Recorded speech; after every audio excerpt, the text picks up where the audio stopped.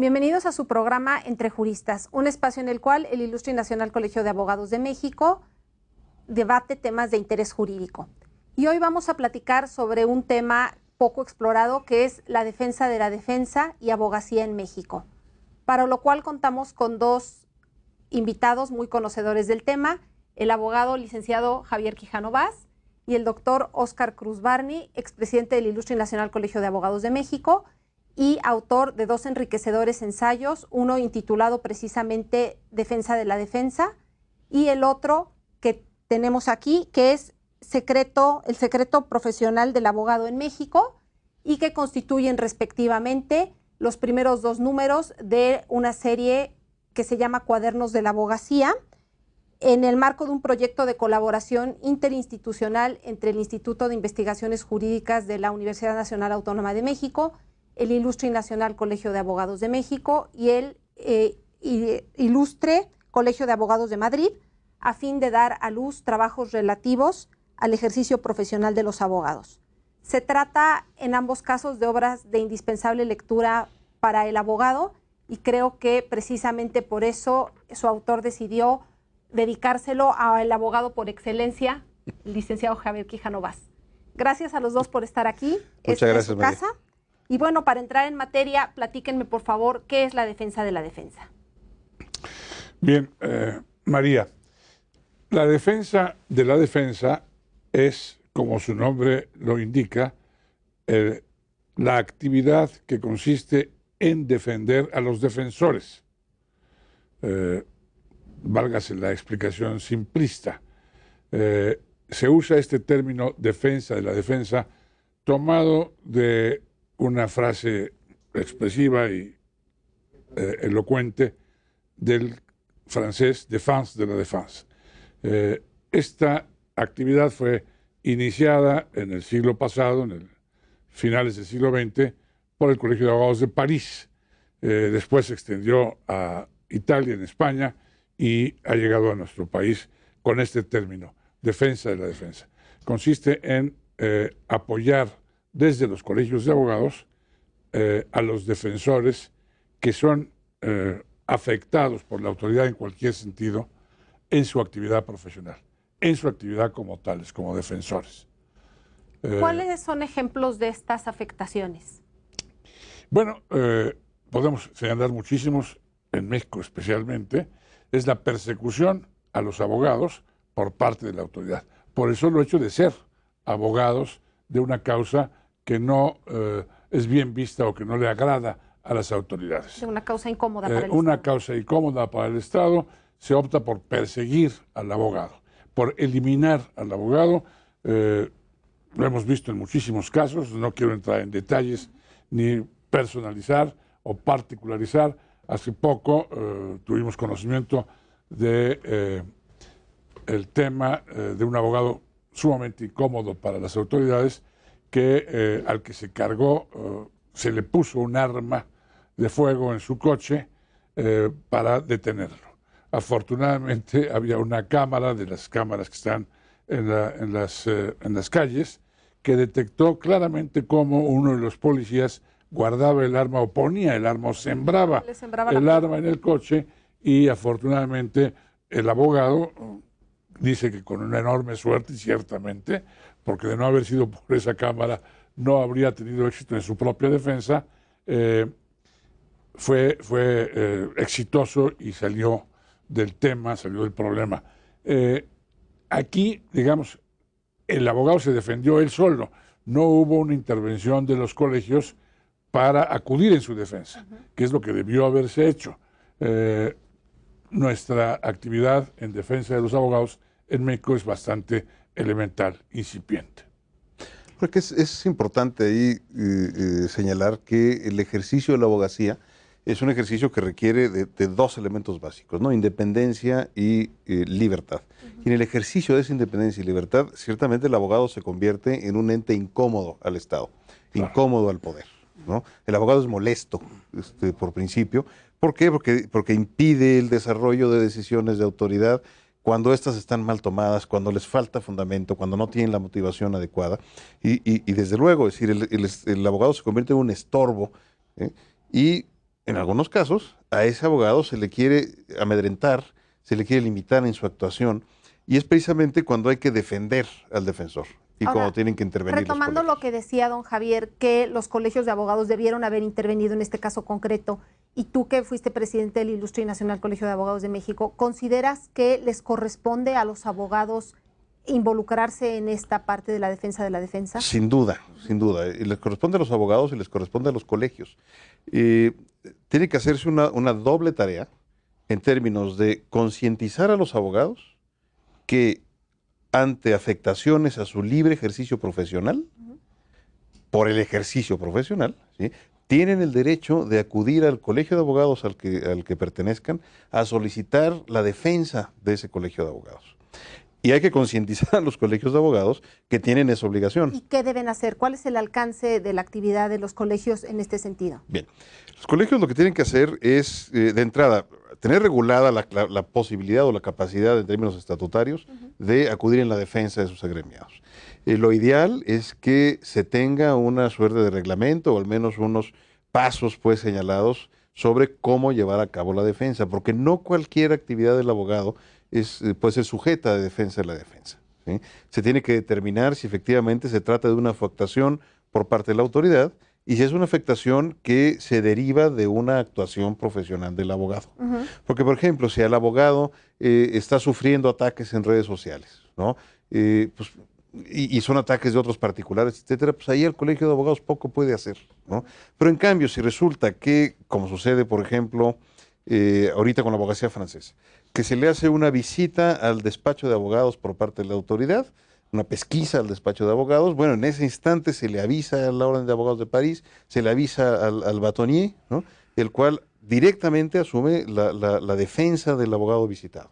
Apoyado en un abogado experto. Apoyado en un abogado experto dentro del propio colegio que se asigne específicamente para el tema de que se trate.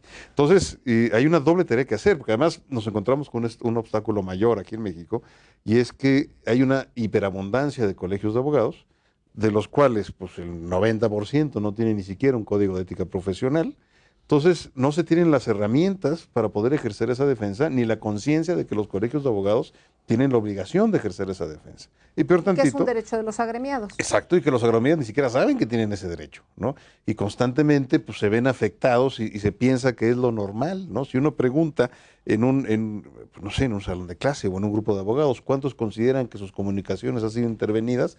Se sorprende uno de la cantidad de gente que levanta la mano, ¿no? Como si fuera algo normal, ¿no? y algo común de la operación del ejercicio profesional, cuando no lo es, y para eso deben estar los colegios. Hay que precisar, en mi opinión, que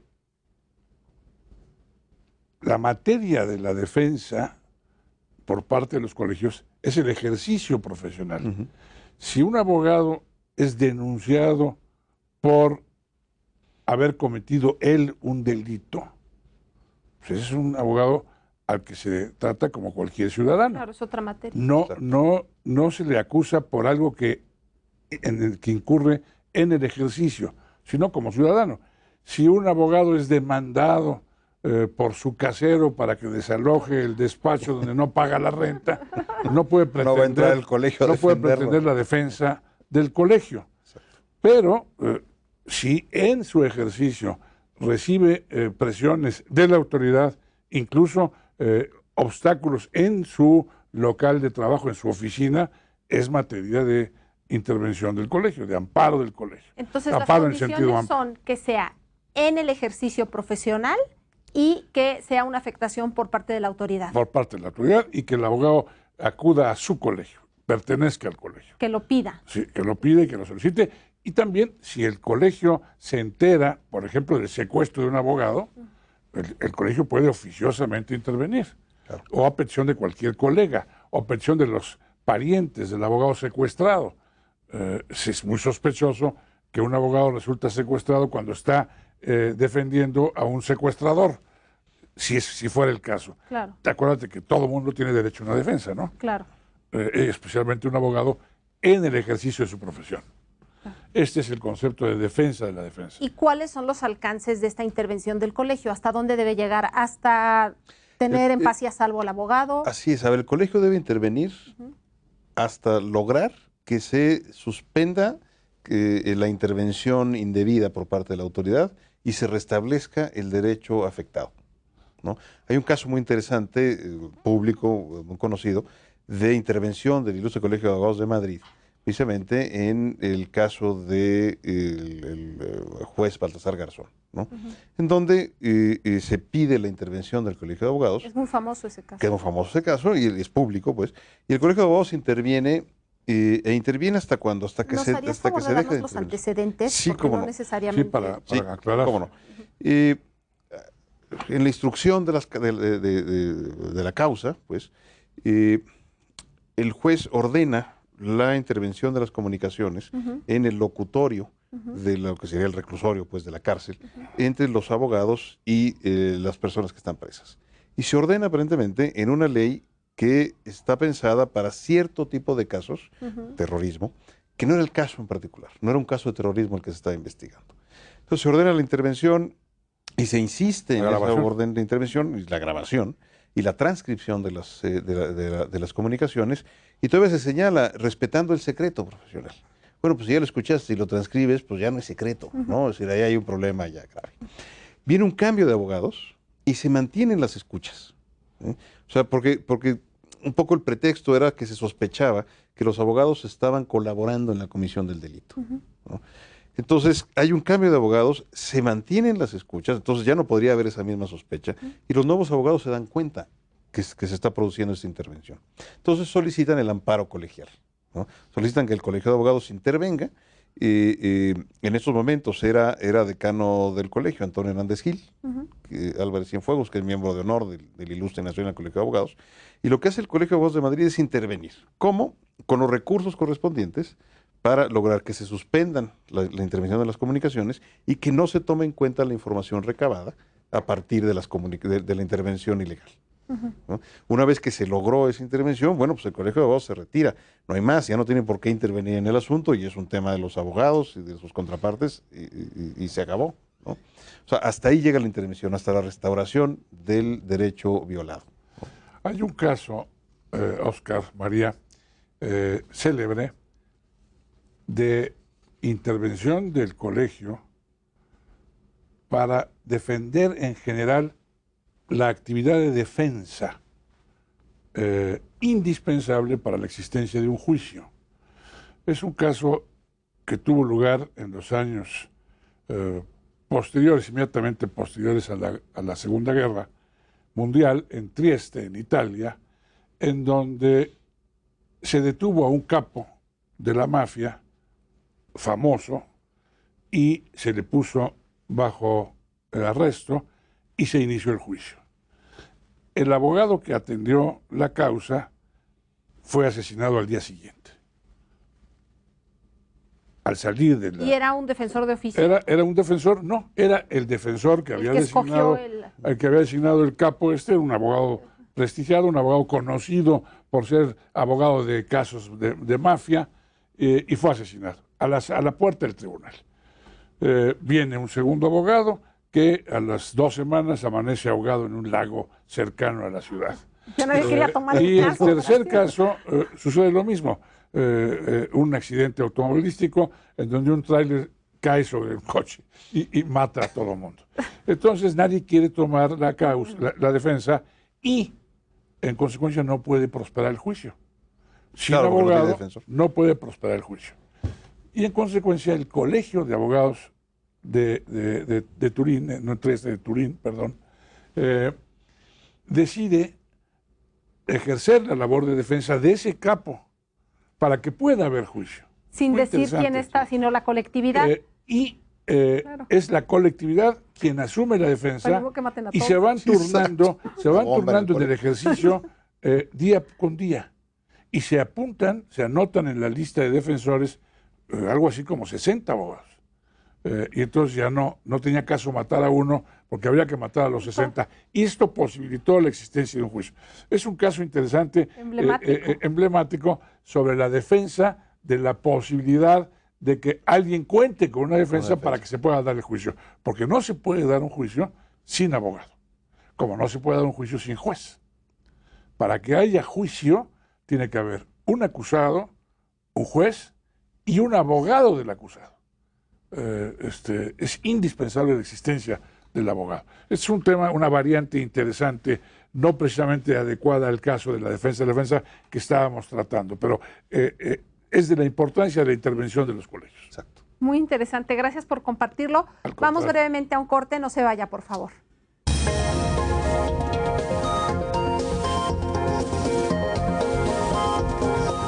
Estamos de regreso en su programa Entre Juristas. Los invito a contactarnos a través de nuestro correo electrónico y de nuestras redes sociales. Nos interesa escuchar sus opiniones y sus sugerencias. Estamos platicando sobre la defensa de la defensa, un tema poco explorado en México, con don Javier Quijano y don Oscar Cruz. Y quería yo que me hicieran favor de platicarme sobre el amparo colegial, si existe en México. ¿Cómo no?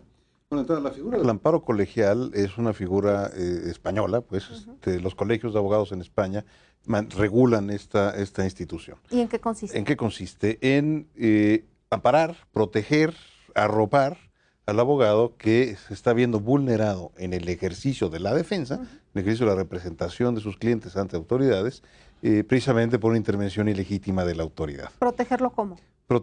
Precisamente, además de defenderlo, lo que ya dice. Tomando las acciones correspondientes para detener el proceso. ¿Cómo funciona? El abogado que se considera afectado en su ejercicio del derecho de defensa a su cliente, lo que es que presenta una solicitud al Colegio de Abogados de adscripción al que pertenezca, solicitando el amparo colegial. O sea, en suma es la defensa de la defensa. Es la defensa de la defensa, es como le llaman, amparo colegial, porque amparan, protegen, defienden. Es una declaratoria. A los colegiados.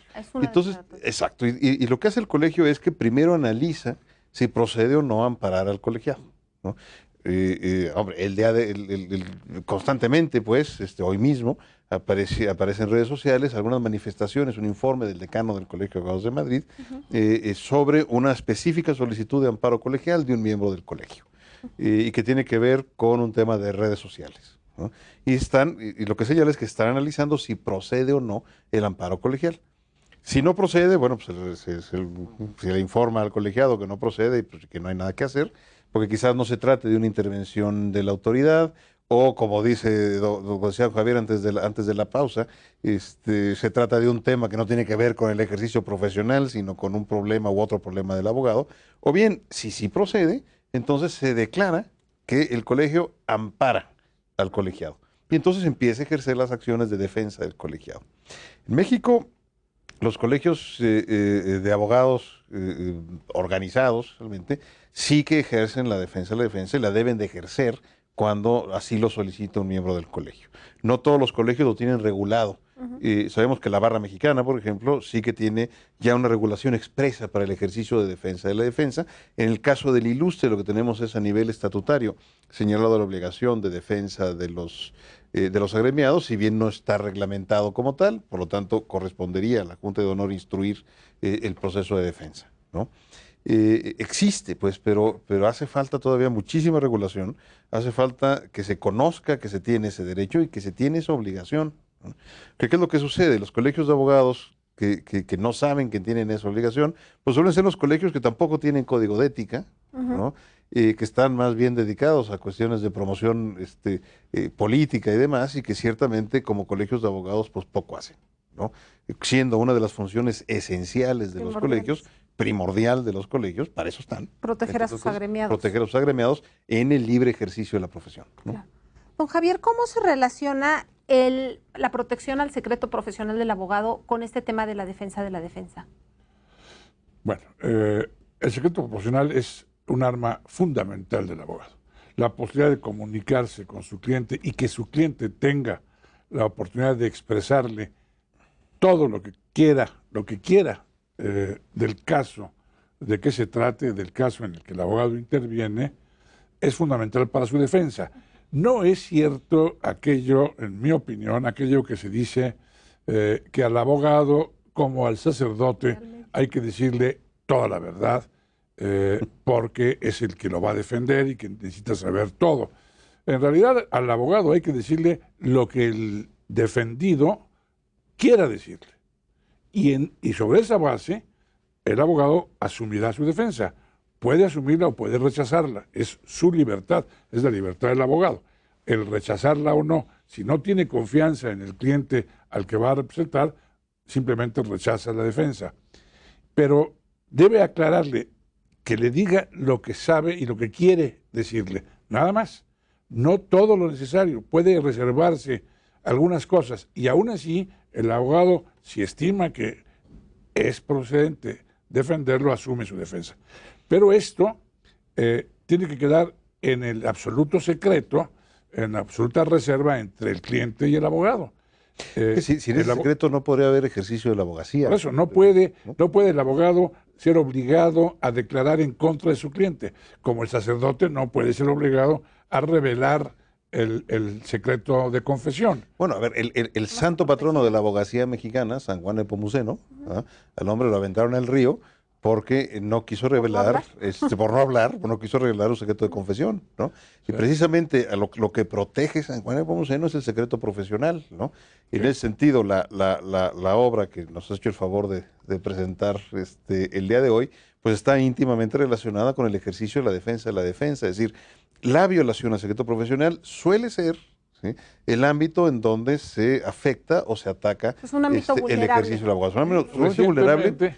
Sí. Se han incluso promulgado algunas disposiciones normativas, leyes, reglamentos, directivas legislativas, obligando a los abogados a declarar en relación con su propio cliente, por ejemplo, en los temas de competencia económica. Se pide al abogado que desahogue un cuestionario prácticamente acusatorio de su cliente. No le dan ningún derecho de reserva.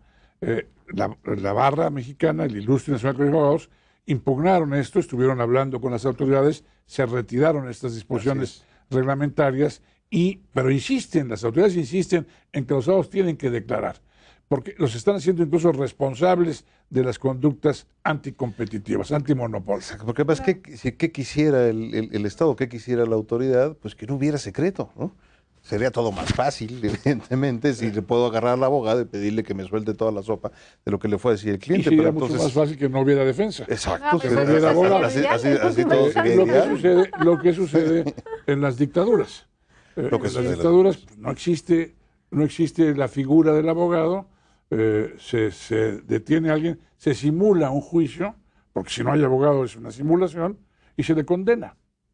Lo que más es muy interesante y es particularmente grave, que en las escuelas de Derecho no suele hacerse el suficiente hincapié en la importancia del secreto profesional. No, ni siquiera hay una materia, vaya, olvídate de materia, no hay un tema. No hay un tema, se toca así tangencialmente. En el mejor de los casos. A ver, invito al auditorio a que entren a redes sociales, que entren a Facebook, por ejemplo, y van a empezar, si es un Facebook donde participan abogados, van a ver que empiezan a aparecer de repente carátulas de expedientes, ¿sí?, de abogados o abogadas nobles que acaban de ganar su primer caso, ¿no?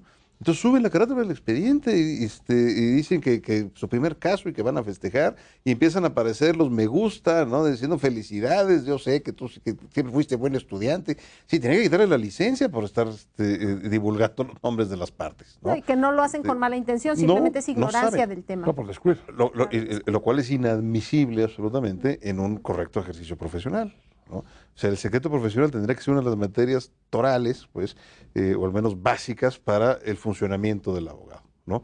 Y por eso es uno de los temas en los cuales trabajamos arduamente en la cátedra que tiene el Ilustre Nacional Colegio de Abogados de México con la Universidad Panamericana y con la Universidad Iberoamericana. Sí, la preservación del secreto profesional y el debido cuidado que se tiene que tener tanto en preservarlo como en defenderlo, ¿no?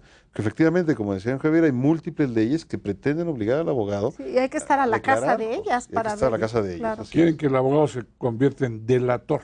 Exacto. En materia fiscal, por ejemplo, en y eso materia no puede de ser, competencia económica, el tipo de disposiciones administrativas, que el abogado delate a su propio cliente. Es absurdo. Por eso también es que el abogado no debe estar asociado con un contador público, con un auditor.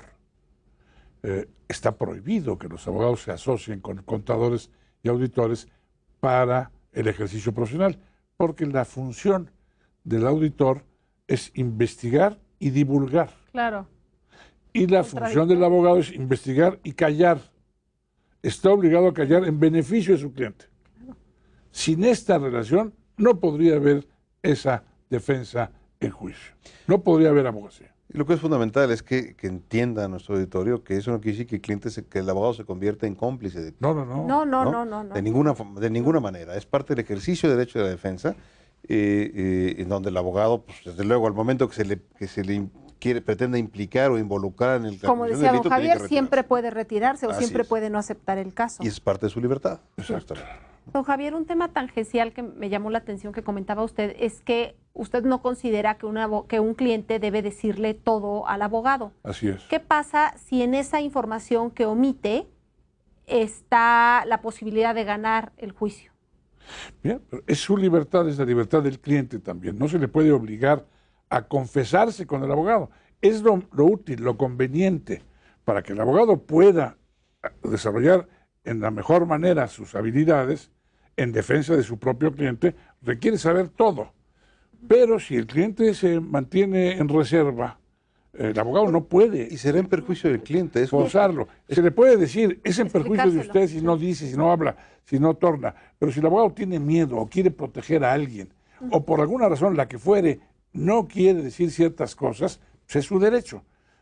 Y bueno, allá él, el abogado queda con la confianza de que lo defiende en los términos en que puede hacerlo, en los límites en que el propio cliente le ha permitido hacerlo.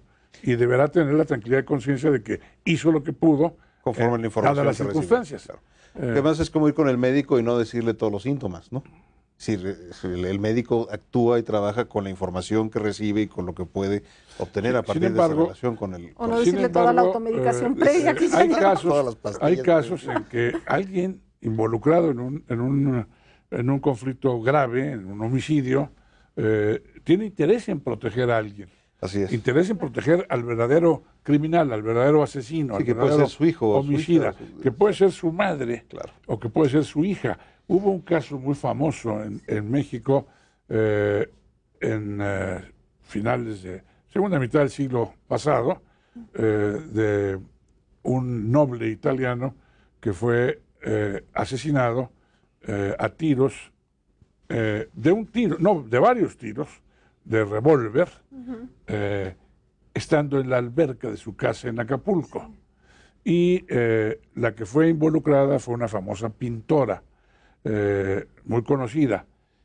Y luego se supo que en realidad ella no había sido la autora del homicidio, del asesinato, sino su propia hija, la hija de ella, esposa del occiso. Había un interés, ella nunca lo dijo, lo mantuvo en secreto, pero luego trascendió.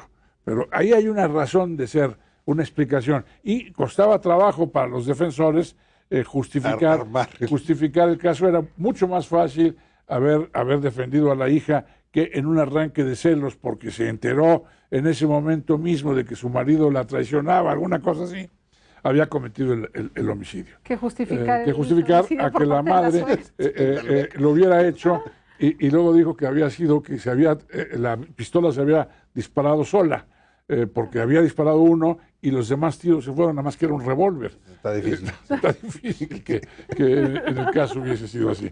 Pero fue un caso muy conocido que dio la vuelta al mundo por el carácter del italiano asesinado. Entonces sí, hay casos en que debe respetarse al defendido. Lo que es fundamental y es que el cliente, aquel que acude a un abogado, tiene que tener la plena confianza absoluta de que el abogado no va a levantar el teléfono terminando la entrevista, Claro. a hablarle a la contraparte, a hablarle a la prensa, a hablarle al procurador, sino que lo que se diga ahí se queda ahí, y lo que es más importante, el secreto profesional no tiene fecha de caducidad. Sí. Se tiene que guardar el secreto siempre, aunque el asunto se haya acabado, aunque se hayan muerto las partes. Es muy importante. Siempre se tiene que guardar el secreto porque es un pilar fundamental del ejercicio de la abogacía. Exacto. Es que visto así, en última instancia, esto es de orden social. Así es. A ver, Y de orden social para la existencia misma de la función abogacil. Así es. Para que haya abogado, para que pueda haber juicio, y de una para que garantía pueda haber orden. constitucional, Sí, que es así la Tal tutela cual. judicial. de la defensa, claro. Tal cual. ¿Y cómo se regula la defensa de la defensa a nivel internacional? Bueno, ya nos platicaban algo de París, de España, pero... A ver, ha habido varias declaraciones, digamos, internacionales que protegen ya sea la defensa como tal, o bien el secreto profesional, ¿no? La Declaración de Perugia, por ejemplo, de 1977, que es una declaración sobre las obligaciones de las barras y los colegios y asociaciones de abogados de, de las entonces comunidades europeas en materia de ética profesional, adecuada regulación del secreto profesional y, por lo tanto, de la defensa a la defensa. Hay otra declaración en donde don Javier estuvo presente, si no mal recuerdo, en su formulación, la Declaración de París, ¿no? La Declaración de París de 1987, que promovió el Colegio de Abogados de París, uno de los más antiguos del mundo, con 900 años de existencia, Nada más. y que promovió su decano, en aquel entonces su bâtonnier, que le llaman los franceses, y convocaron en París a los líderes de la abogacía mundial. Yo era entonces presidente de la barra, fui convocado, asistimos en el Hotel Meurice, donde se firmó una carta, la Carta de la Defensa, en donde todos los colegios de abogados asumían la obligación de establecer métodos para llevar a cabo esta función fundamental, esencial, de un colegio. ¿Qué da un colegio de abogados a un abogado? Pues muy poco. No es un club de tenis, no es un club de natación, no hay un gimnasio, no hay un casino, no hay un comedor, es simplemente pertenecer a. ¿Pero qué le da?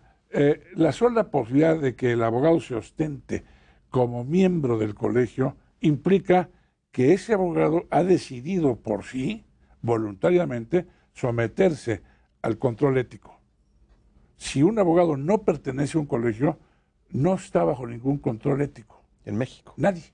¿Sí? Ninguna persona puede ejercer control sobre la ética del proceder del abogado. Por eso, los solicitantes de apoyo profesional deben tener cuidado en indagar si al abogado al que acuden es o no miembro de un colegio. Claro. Eso ya les debe dar una tranquilidad, porque eso ya saben Protección. que ese señor ha decidido someterse a un código de ética. Pero además, que ese señor, su abogado, no va a ser objeto de represión por parte de la autoridad, porque el colegio saldrá en su defensa. Entonces, estos beneficios son los que proporciona la colegiación a los abogados. Muy importantes. Y efectivamente, es decir, estas declaraciones internacionales lo que buscan es dejar en claro... Perdón, termino ahí. Se declaró, se hizo la declaración con esta, bueno, ya lo había yo dicho, con todos los colegios del mundo. Fue una ceremonia importantísima y ha tenido trascendencia. En todos los colegios se establecen estas reglas de París. Se fijan una serie de principios de protección elemental para los abogados. Perdón. No, y precisamente esos principios de defensa tendrían que incluirse en los estatutos sociales de todos los colegios de abogados del país y tenía que exigirse por la autoridad de profesiones correspondiente que así se incluían para poder otorgar el registro como colegio de abogados, ¿no?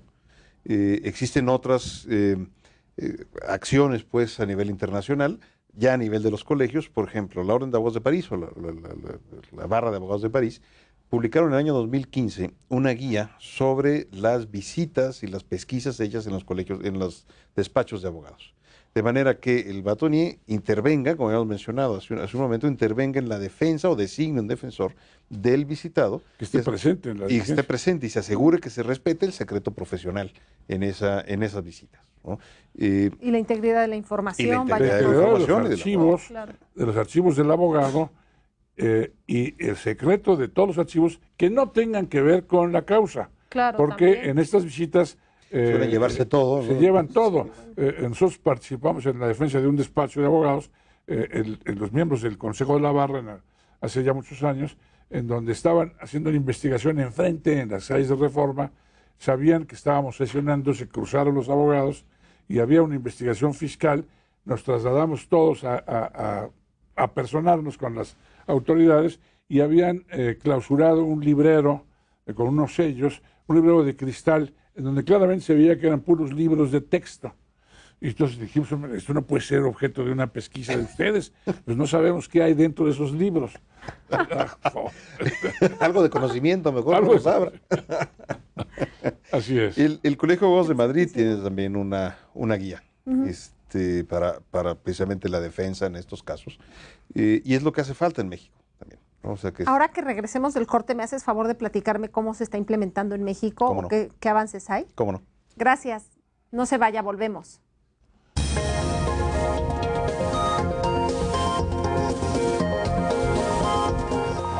Estamos de regreso con Entre Juristas platicando sobre la defensa de la defensa y abogacía en México.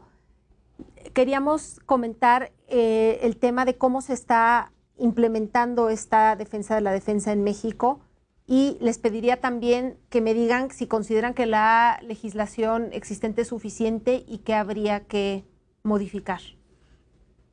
¿Cómo no? A ver, hay como varios frentes, digamos, que hay que atender para poder implementar la defensa de la defensa y lo que debe defenderse con la defensa de la defensa, ¿no? Por un lado, tenemos una regulación de secreto profesional en México, que es una regulación absolutamente deficiente. Las disposiciones contenidas en la codificación civil en México provienen de la tercera partida de Alfonso X, el sabio, ¿no? Es decir, una obra del siglo XIII, para que sepan nuestro auditorio, como si no hubiese cambiado la realidad del ejercicio profesional ni nada, ¿no? Antiquísima. Antiquísima, y que habla de la poca atención que se le ha puesto al tema.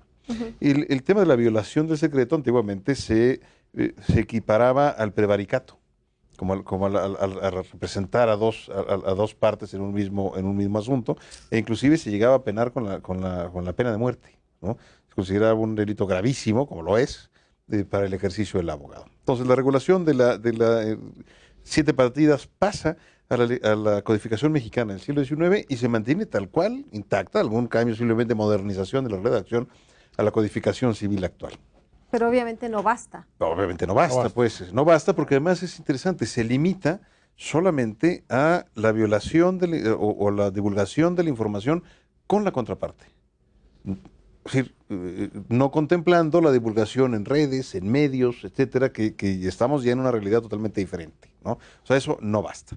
Por otro lado, en la legislación penal vamos a encontrar algunas disposiciones que, por ejemplo, no se puede obligar a los parientes y se da una serie de consideraciones, pues, o de personas a las cuales no se les puede obligar a divulgar el secreto, o aquellos que estén obligados a guardar secreto profesional, ¿no? Pues es una disposición en donde no se define qué secreto, cuáles son sus alcances, ni nada. Es decir, estamos pues en la inopia en términos de regulación sobre secreto profesional. Y eso nos lleva al tema de defensa de la defensa. Realmente no se dice nada, es decir, no hay en la legislación de profesiones disposición alguna que obligue a los colegios de abogados a defender a sus colegiados, ¿no? Eso tiene que estar en los estatutos sociales de los colegios y ahí entramos en un problema grave, ¿no? En México hay más de 400 colegios de abogados, ¿no? Desregulados absolutamente, el 90% no tiene código de ética y muy posiblemente no contengan tampoco disposiciones sobre defensa de la defensa. Los 3 colegios nacionales más importantes, ¿no? La Asociación Nacional de Abogados de Empresa, la Barra Mexicana, Colegio de Abogados, el Ilustre y Nacional Colegio de Abogados, todos sí que mencionan la defensa de la defensa, la regulan poco más, poco menos, pero el trabajo por hacer es absoluto, ¿no? Se hizo hace un par de años unos foros sobre justicia cotidiana que se hicieron ahí en Palacio Nacional y hubo una mesa, la mesa 4, dedicada al ejercicio de la abogacía y el correcto ejercicio de la abogacía, en donde lo primero que se hizo fue hacer un diagnóstico sobre el estado del ejercicio profesional y luego una serie de propuestas sobre cómo resolverlo. Y el diagnóstico quedó claro, es decir, hay que fortalecer el ejercicio de la abogacía, hay que fortalecer la práctica y el funcionamiento de los colegios de abogados y hay que regular, la ética profesional, general, no solamente para los colegiados, sino para toda la abogacía, ¿no? En términos de que haya principios éticos que se apliquen, y 2, la defensa de la defensa, ¿no? Tema ligado con la colegiación obligatoria. Tema ligado con la colegiación obligatoria. En ese momento, el resultado de la mesa planteó colegiación conveniente, ¿no? Más que colegiación obligatoria, pero sí tomar una serie de medidas de fortalecimiento de los colegios hacia una colegiación obligatoria. ¿Y cuáles fueron estas medidas? Uno, preparar un código de ética general para toda la abogacía, estén o no estén colegiados. Es decir, hoy día un abogado mexicano que no es miembro de un colegio de abogados no tiene ninguna norma ética que lo regule, salvo lo que aprendió en su casa, ¿no? Lo que le hayan dicho que se hace en la escuela, pero no hay forma, pues, de llamarlo a cuenta si hay una evaluación flagrante de la ética profesional. Dos, establecer un mecanismo de control ético, pero que sea un mecanismo que no estuviese en manos del Estado. Un mecanismo que garantizase la independencia y la libertad, un mecanismo de pares, ¿sí? Tres, regular un sistema de defensa de la defensa, obligar a los colegios de abogados a defender a los colegiados. Cuatro, establecer un mecanismo de reconocimientos, ¿sí? Y de premiación al correcto ejercicio profesional. Es decir, la idea es dignificar y elevar el nivel del ejercicio profesional en México. El proyecto se le encargó al Instituto de Investigaciones Jurídicas de la UNAM. Es un proyecto que ya está hecho, que ya está presentado, que ya lo tiene la Secretaría de Educación Pública en sus manos, que ya lo tienen las autoridades de competencia en sus manos y que, bueno, pues estamos esperando que haya alguna reacción. Bien. ¿Usted qué añadiría, don Javier? Y que no debería estar en manos de la Secretaría de Educación Pública, sino en realidad en manos del Poder Judicial de la Federación que lo tienen también. y del Poder Judicial y del Poder Judicial de la ciudad, de los poderes judiciales locales, porque es ante ellos, ante quienes actuamos los abogados, ante el Poder Judicial. Desde luego, la Dirección General de Profesiones de la Secretaría de Educación regula las profesiones que requieren título. Y esa es la razón por la cual tiene que conocer la Dirección General de Profesiones depende de la Secretaría de Educación Pública. Pero la profesión, curiosamente, la profesión de abogado no está regulada en la Ley de Profesiones. Es interesante. En el artículo relativo del reglamento que dice profesiones de las que requieren título profesional, no se menciona la abogacía, se menciona licenciatura en Derecho. Pero la licenciatura en Derecho no es en sí una profesión, es un grado académico, es un tema estrictamente universitario. Una persona que tiene una licenciatura en Derecho puede ejercer alguna profesión jurídica, no necesariamente la abogacía. Puede optar por ser juez, que no es lo mismo que ser abogado. Puede optar por ser Ministerio Público, que no es lo mismo que ser abogado. Notario. Puede optar por ser notario. En la notaría sí se regula en la Ley de Profesiones. Más abajo, en el orden alfabético, viene la notaría. Y tiene su propia ley. Que es una profesión distinta de la de abogado. Entonces, debiera estar nuestra profesión reglamentada aparte. Necesitamos una ley de abogacía. Una ley especial, específica para la abogacía y debiera haber un registro ante el Poder Judicial Federal y el Poder Judicial de los Estados, ante quienes actuamos los abogados. ¿Y eso está considerado en el proyecto que mencionaba? Sí, claro. Sí, el proyecto es un proyecto de ley general para la abogacía mexicana. Una ley general de manera que aterrice en los estados, ¿no? Sí. En donde se establece la creación de un registro de abogados, ¿no? Porque hoy día uno puede preguntarle a la Dirección General de Profesiones cuántas cédulas se han expedido, pero eso no me dice a mí nada más que el número de documentos de patentes que se han expedido. Porque igual ya falleció, y si una persona tiene o no ejerce una cédula de licenciado en Derecho, pero no sabemos si se dedica a qué. Claro. Así es, porque es muy importante lo que mencionaba aquí don Javier, de entender que en el derecho existen diferentes profesiones jurídicas. Estudio la licenciatura en Derecho, pero ejerzo la abogacía, la judicatura, el notariado, la correduría pública, me dedico a la academia, no solamente a la asesoría y no ejerzo como abogado ante tribunales. Hombre, cada aspecto del ejercicio profesional o cada profesión en lo particular requiere de una regulación específica, ¿no? Y hace falta la ley de abogacía. El Ministerio Público tiene la suya. Así es, o los jueces tienen la suya, los notarios, los corredores tienen la suya, y resulta que los abogados, que son los encargados de defender el patrimonio, la vida, la libertad de la población, están absolutamente sueltos y dejados a su suerte. Al garete. ¿No? Al garete, todo como barco, ¿no? Dejados a su suerte, lo cual es inadmisible, pues es algo que hemos estado luchando desde hace ya muchos años, ¿sí? Con oídos sordos, ciertamente, a la petición de la propia profesión de autorregularnos y de que se reconozca la necesidad y la importancia de esa regulación. En todos los foros donde se tiene una abogacía organizada, esa abogacía está regulada, no pueden hacer simplemente lo que se les da la gana sin ningún tipo de control ético. Y el control ético tiene una razón de ser también, y es que la abogacía tiene privilegios muy importantes, como es el que no se le pueda vulnerar en el secreto profesional. Pero también obligaciones Por lo para mismo, la sociedad, claro. Exactamente. Exacto. Claro. Exactamente. En fin, el planteamiento está, es decir, está hecha ya la propuesta de ley general de abogacía. Uno de los temas que cuando se planteó este tema de la competencia económica y de la intervención de las comunicaciones entre cliente y abogado o de la documentación generada a raíz de una investigación de competencia, una de las preocupaciones de la autoridad era la falta de confianza en los abogados. ¿Cómo confiar en un abogado si él me va a decir qué es secreto y qué no es secreto? Bueno, pues podrá usted confiar en los abogados cuando tengamos un régimen de colocación que funcione, una ética profesional aplicable, etcétera, una regulación necesaria para esta profesión. La abogacía no es como cualquier profesión.